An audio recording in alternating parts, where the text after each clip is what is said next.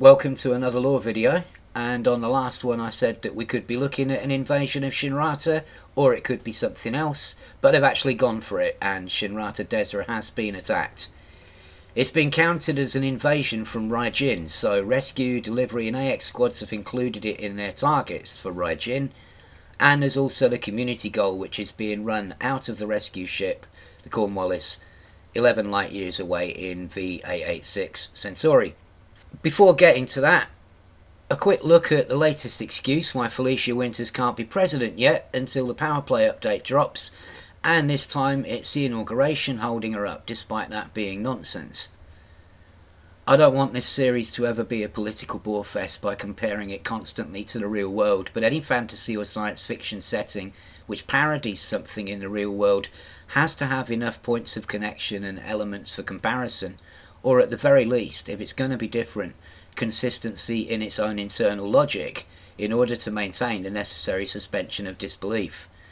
And in this case, the Federation is supposed to be an exaggerated comic book pastiche of a future America. Presidents don't have to have an inauguration ceremony before becoming president.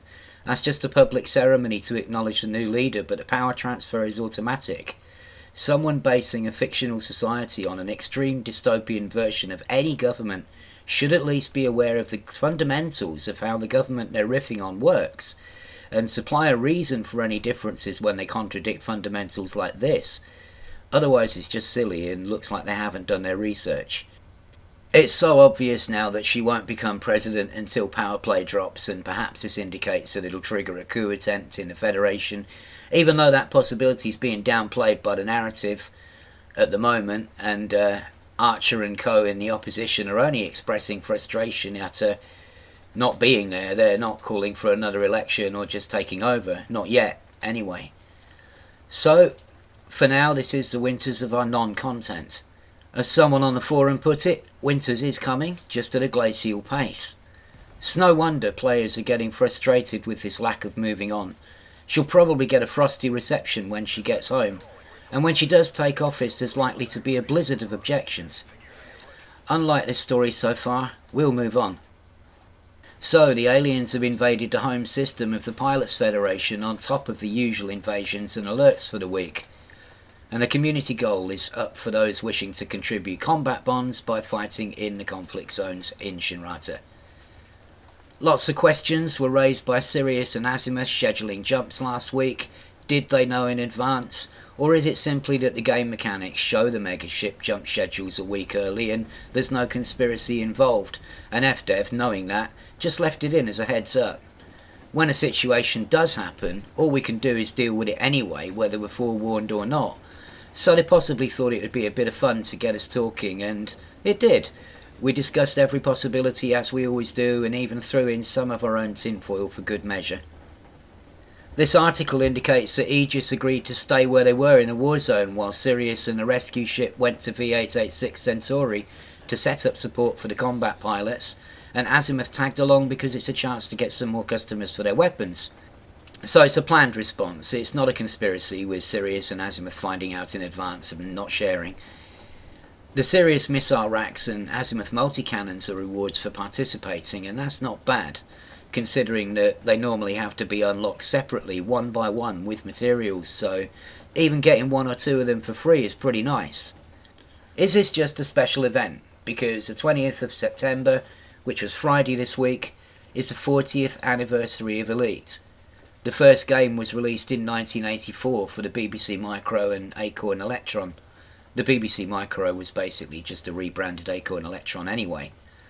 And in 1985, it was then released for the Commodore 64 and the Sinclair Spectrum, and other platforms went on to be on the MSX, and then later on the 16-bit machines, Amiga, ST, Archimedes. I had a Commodore 64, so I first played it in 1985. 39 years ago. There were variations between the versions, with the 64 version having the Trumbles, a riff on the tribbles from Star Trek, and then other versions like the Spectrum and MSX versions had extra missions. If you want to try and imagine the impact it had on the gaming community in 1984, a community that was only just getting started, no internet, and information passed around by word of mouth and a few computer game magazines that came out in the early 80s. But you can download the original Elite for free at Frontier's store, which is the BBC version, the original, along with an emulator to run it and instructions for setting it up. It's always been in their store, but this week seems a good time to just remind everybody that it's there, and it's the 40th anniversary of that game. No way did I think, when I first played on the 64 in 1985, no way did I think that 39 years later I'd be talking about it in an online video. Had no idea where it was going to lead. So it's just quite amazing for a game series to last 40 years, regardless of whatever problems you have with it, with the people making it, or whatever. Just that legacy alone is very, very impressive. There's one thing I am wondering about.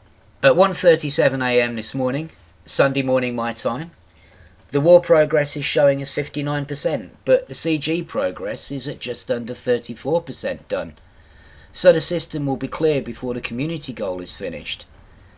And that's another reason why I wonder if this was a little bit rushed to just get something out for the anniversary, because it doesn't take into account how rescues and other non-combat activities will move the progress bar. When a system gets cleared and war progress is at 100%, the rescue missions usually stop and the conflict zones disappear.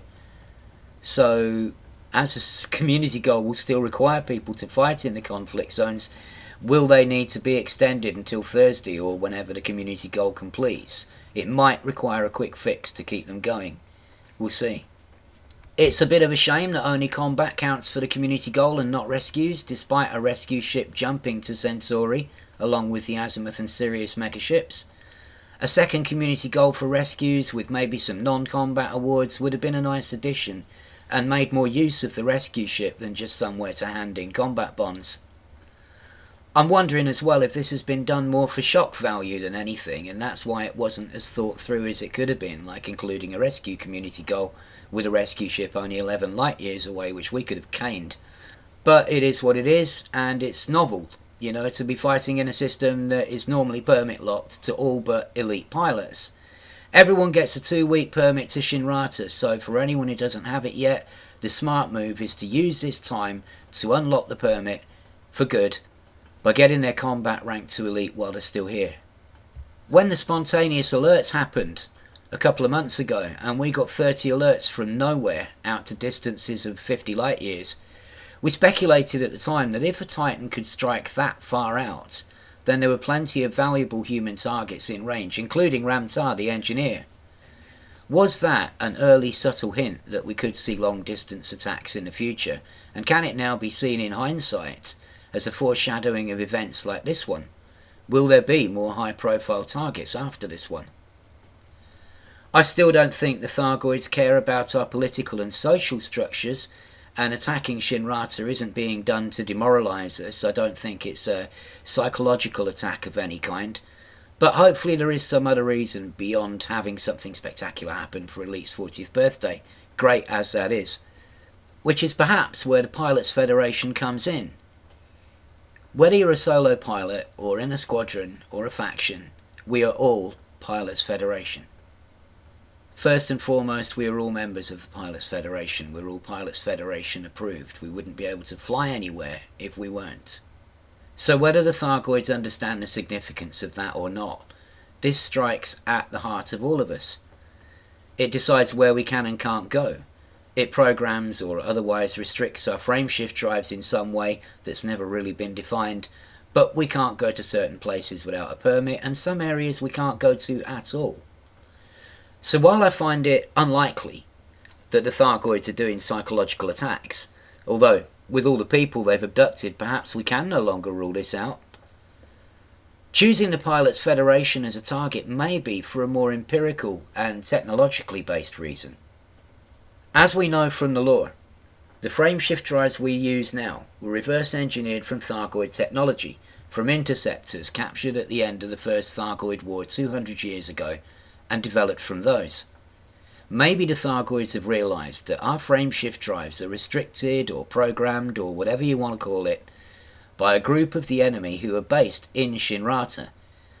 And perhaps they've come to recognise and hold the Pilots Federation responsible for not keeping our ships out of their space, not from any psychological examination, but through the technology we use. Whatever the reasons, this is the 40th anniversary of the very first Elite game, so happy birthday Elite, let's make the most of it and see what happens next. Stay safe and thanks for watching.